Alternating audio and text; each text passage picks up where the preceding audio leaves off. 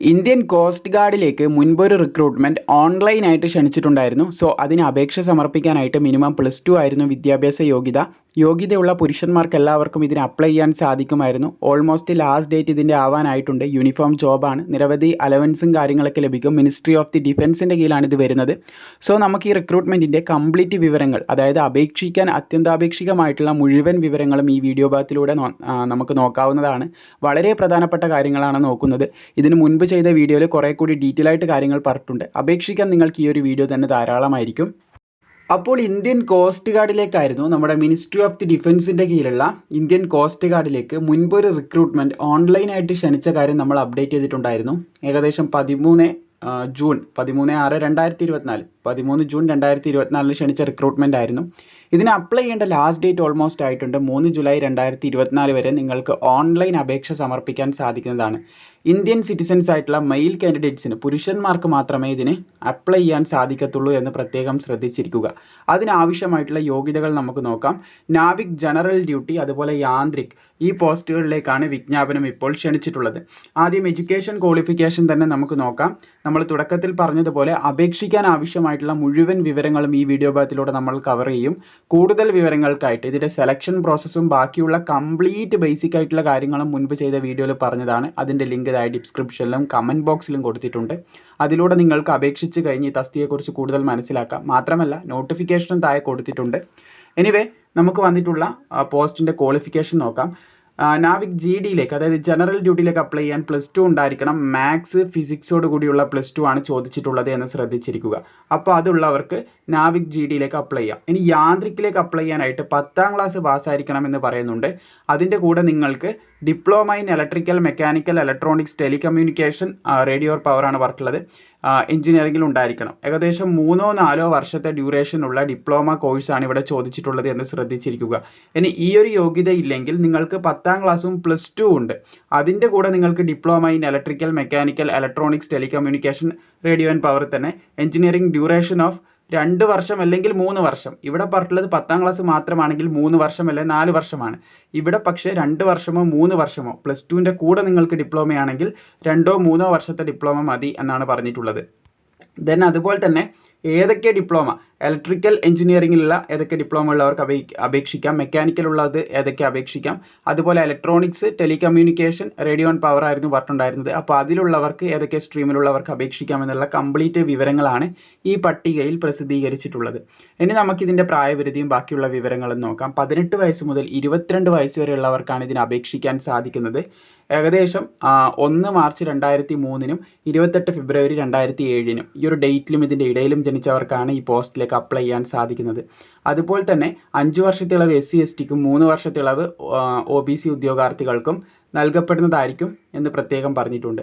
പിന്നെ vacancy distribute ചെയ്തിട്ടുള്ള details ഒക്കെ നമ്മൾ മുൻപ് ചെയ്ത വീഡിയോയിൽ പറഞ്ഞതാണ്. ഓരോന്നായിട്ട് നമ്മൾ എടുത്ത് പറയുന്നില്ല. ഇപ്പോൾ അപേക്ഷിക്കേണ്ട ആവശ്യമായിട്ടുള്ള വിവരങ്ങളാണ് നോക്കുന്നത്. നിങ്ങൾക്ക് നോക്കാം, റീജിയൻ സോൺ നോക്കാം. North, west, north east, east, north west, Andaman and Nicobar island, ഇവിടെയൊക്കെ വന്നിട്ടുള്ള വേക്കൻസി പട്ടിക നോക്കിയാൽ നിങ്ങൾക്ക് മനസ്സിലാക്കാൻ സാധിക്കുന്നതേ ഉള്ളൂ. അത് വന്നിട്ടുള്ളത്, ഇത് പറയുന്നത് നാവിക് GDൻ്റെ വേക്കൻസികളാണ് ഇവിടെ റിപ്പോർട്ട് ചെയ്തിട്ടുള്ളത്. ഇനി യാന്ത്രിക്കിലേക്കുള്ള വേക്കൻസി ഇവിടെ റിപ്പോർട്ട് ചെയ്ത് നിങ്ങൾക്ക് കാണാൻ സാധിക്കും. യാന്ത്രിക്ക് 3 പോസ്റ്റാണുള്ളത്. മെക്കാനിക്കൽ, ഇലക്ട്രിക്കൽ, ഇലക്ട്രോണിക്സ്, ഇതിനാവശ്യമായിട്ടുള്ള സ്ട്രീം നമ്മൾ മുന്നേ പറഞ്ഞിട്ടും ഉണ്ടായിരുന്നു. അപ്പോൾ അത് നിങ്ങൾക്ക് മനസ്സിലായെന്ന് കരുതുന്നു. സെലക്ഷൻ പ്രോസസ്സിലേക്ക് നമ്മൾ കടക്കുന്നില്ല. സെലക്ഷൻ പ്രോസസ്സ് ഏകദേശം 4 സ്റ്റേജിലായിട്ടാണ് നടക്കുന്നത്. അതെങ്ങനെയാണെന്ന് മുൻപ് ചെയ്ത വീഡിയോയിൽ നമ്മൾ പറഞ്ഞിട്ടുണ്ടായിരുന്നു. അതിൻ്റെ ഒരു ബേസ് ആയിട്ടുള്ള കാര്യങ്ങൾ മാത്രമേ ഈ ഒരു വീഡിയോയിൽ നമ്മൾ നോക്കുന്നുള്ളൂ. സ്റ്റേജ് 1 കമ്പ്യൂട്ടർ ബേസ്ഡ് എക്സാമിനേഷൻ ആയിരിക്കും. അതൊക്കെ ഓൾറെഡി നിങ്ങൾക്ക് അറിയാവുന്നതാണ്. പിന്നെ നിങ്ങൾക്ക് വരുന്ന ഫിസിക്കൽ ടെസ്റ്റ് ആണ്. ഫസ്റ്റ് കടമ്പ കഴിഞ്ഞാൽ ഫിസിക്കൽ ടെസ്റ്റ് ആണ്. ഇത് എക്സാമിനേഷൻ്റെ പാറ്റേൺ ഒക്കെ പറയുന്നതാണ്.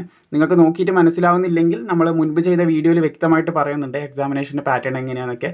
അപ്പോൾ അതൊന്ന് നോക്കിയാൽ മതിയാകും.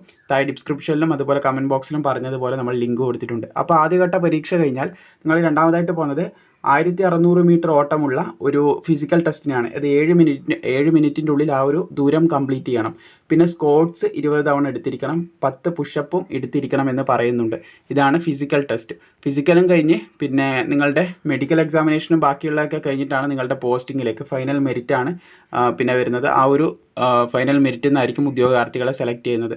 പിന്നെ അതുപോലെ ഇതിൻ്റെ ബാക്കിയുള്ള ഡീറ്റെയിൽസിലേക്ക് കിടക്കുകയാണെങ്കിൽ 13 ജൂൺ മുതൽ ഇതിന് അപേക്ഷിക്കാം. 3 ജൂലൈ 2024 ഇതിൻ്റെ ലാസ്റ്റ് ഡേറ്റ്. വളരെ പെട്ടെന്ന് നിങ്ങൾ അപേക്ഷ സമർപ്പിക്കാനായിട്ട് ശ്രമിക്കേണ്ടതാണ്. പിന്നെ ഇതിൻ്റെ അപേക്ഷാ ഫീസും ബാക്കിയുള്ള വിവരങ്ങളിലേക്ക് നമുക്ക് കിടക്കാം. അപേക്ഷാ ഫീസ് അടക്കേണ്ടതായിട്ടുണ്ട്. ഏകദേശം നിങ്ങൾക്ക് ഇവിടെയായിട്ട് അപേക്ഷാ ഫീസിൻ്റെ ഡീറ്റെയിൽസ് കാണാൻ സാധിക്കുന്നതാണ്. ആപ്ലിക്കേഷൻ ഫീസ് 300 രൂപയാണ് പറയുന്നത്. SC ST ഉദ്യോഗാർത്ഥികൾ അപേക്ഷാ ഫീസ് അടക്കേണ്ട, ബാക്കിയുള്ള എല്ലാ ഉദ്യോഗാർത്ഥികളും അപേക്ഷാ ഫീസ് അടക്കേണ്ടതായിട്ടുണ്ട് എന്നും കൂടി പ്രത്യേകം ശ്രദ്ധിച്ചിരിക്കുക. പിന്നെ ഇതിൻ്റെ സെലക്ഷൻ സ്റ്റേജ് നടക്കുന്നത് സെപ്റ്റംബർ 2024 ആദ്യഘട്ടം, അതുപോലെ രണ്ടാമത്തെ ഘട്ടം നവംബർ 2024, പിന്നെ മൂന്നാമത്തെ ഘട്ടം നിങ്ങൾക്ക് ഏപ്രിൽ 2025 നടക്കുന്നതായിരിക്കും. ഇതാണ് ഇതിൻ്റെ പ്രധാന 3 ഘട്ടങ്ങളായിട്ട് പറയാനുള്ളത്. ഇതിൻ്റെ ഇടയിൽ 4 ഘട്ടങ്ങൾ, മുകളിൽ നോട്ടിഫിക്കേഷനിൽ 4 ഘട്ടങ്ങൾ പറഞ്ഞിട്ടുണ്ടായിരുന്നു.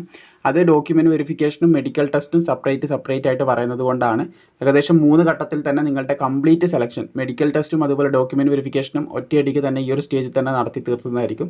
അതുകൊണ്ടാണ് ഇവിടെ 3 സ്റ്റേജിൽ ഇത് തീർത്തിയിട്ടുള്ളത്. അപ്പോൾ 3 സ്റ്റേജിൽ നിങ്ങളുടെ കംപ്ലീറ്റ് സെലക്ഷൻ തീരുന്നതായിരിക്കുമെന്ന് ശ്രദ്ധിച്ചിരിക്കുക. സോ അപേക്ഷിക്കേണ്ട ക്വാളിഫിക്കേഷൻ, ഏജ് ലിമിറ്റ്, ബാക്കിയുള്ള എല്ലാ ഇമ്പോർട്ടൻറ്റ് ഡീറ്റെയിൽസും പറഞ്ഞിട്ടുണ്ട്. ഇനി നമുക്കിതിന് അപേക്ഷിക്കാൻ ആവശ്യമായിട്ടുള്ള ഹൈറ്റും ബാക്കിയുള്ള വിവരങ്ങളുമാണ് നോക്കേണ്ടത്. അതും കൂടി നമുക്ക് നോക്കാം. സോ അപേക്ഷിക്കാനുള്ള ലിങ്കും ബാക്കിയുള്ള ഡീറ്റെയിൽസ് അടങ്ങിയിട്ടുള്ള ലിങ്കും താഴെ ഡിസ്ക്രിപ്ഷനിൽ നിങ്ങൾക്ക് ലഭിക്കുന്നതാണ്. ഹൈറ്റ് 157 സെൻറ്റിമീറ്റർ പുരുഷന്മാർക്ക് വേണം. ചെസ്റ്റിൻ്റെ കാര്യം നിങ്ങൾക്ക് ഇവിടെ കാണാൻ, പിന്നെ 157 സെൻറ്റിമീറ്റർ എന്ന് പറയുമ്പോൾ ലക്ഷദ്വീപിലുള്ള ഉദ്യോഗാർത്ഥികൾ കാണുന്നുണ്ടാവും. അവർക്ക് 2 സെൻറ്റിമീറ്റർ ഇതിൽ നിന്ന് ഇളവ് നൽകുമെന്നും കൂടി ശ്രദ്ധിക്കുക. പിന്നെ ചെസ്റ്റിൻ്റെ കാര്യം എന്ന് പറയുന്നത് 5 സെൻറ്റിമീറ്റർ എക്സ്പാൻഷൻ ഉണ്ടായിരിക്കണം ചെസ്റ്റ് എന്നും കൂടി പ്രത്യേകം ശ്രദ്ധിച്ചിരിക്കുക. 5 സെൻറ്റിമീറ്റർ എക്സ്പാൻഡ് ചെയ്യാൻ സാധിച്ചിരിക്കണം. സോ ഇത്രയധികം കാര്യങ്ങളാണ്. ഓൾമോസ്റ്റ് എല്ലാം നമ്മൾ കവർ ചെയ്തിട്ടുണ്ട്. അപേക്ഷിക്കാൻ ആവശ്യമായിട്ടുള്ള മുഴുവൻ വിവരങ്ങളും കവർ ചെയ്തിട്ടുണ്ട്. ഇനി സിലബസ്, ബാക്കിയുള്ള എക്സാമിനേഷൻ്റെ പാറ്റേൺ, അത് നിങ്ങൾക്ക് നോട്ടിഫിക്കേഷൻ നോക്കിയിട്ട് മനസ്സിലാവുന്നില്ലെങ്കിൽ താഴെ ഡിസ്ക്രിപ്ഷനിൽ മുൻപ് ചെയ്ത വീഡിയോ ഉണ്ട്, അത് നോക്കിയാൽ മതി. അതിൽ കംപ്ലീറ്റ് ആയിട്ട് കൃത്യമായിട്ട് കാര്യങ്ങളൊക്കെ പറയുന്നുണ്ട്. ഇപ്പോൾ അപേക്ഷിക്കേണ്ട വിവരങ്ങളൊക്കെ നിങ്ങൾക്ക് ഈ ഒരു വീഡിയോയിൽ നിന്ന് ലഭിച്ചിട്ടുണ്ടാവും. അപ്പോൾ മാക്സിമം ഈ കാര്യം സുഹൃത്തുക്കളിലേക്ക് ഷെയർ ചെയ്യുക. വീഡിയോ ഇഷ്ടപ്പെട്ടാൽ തീർച്ചയായും ലൈക്കും കൂടി ചെയ്തേക്കുക.